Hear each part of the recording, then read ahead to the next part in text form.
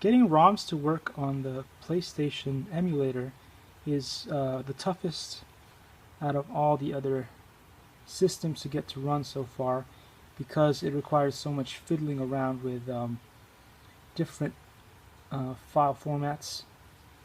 One of these, for instance, is the ECM.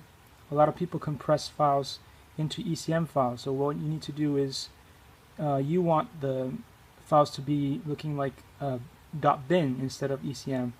So you need to get a file converter and then basically drag it on there, and then it will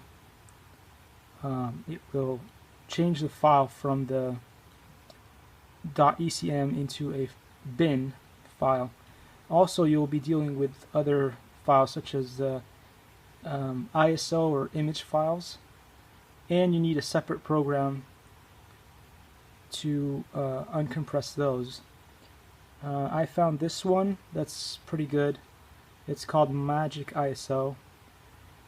But basically there's so much fiddling, and the Retropie is very picky about what files it's able to read. It only wants bin and Q files, and it actually needs a bin and a Q file for each game, and some of them won't have one, so you have to create your own. Luckily that's pretty easy to do, and usually it just entails you using a currently working Q file and then throwing it into Notepad and fiddling with the name file basically, and then it will run the way you want it to. But anyway, that's a quick heads up for anybody who wants to dive into this. It's probably better if you guys stay away from the PlayStation one, because it's just a huge headache, but it's doable if you have the time and the willingness to suffer through the process.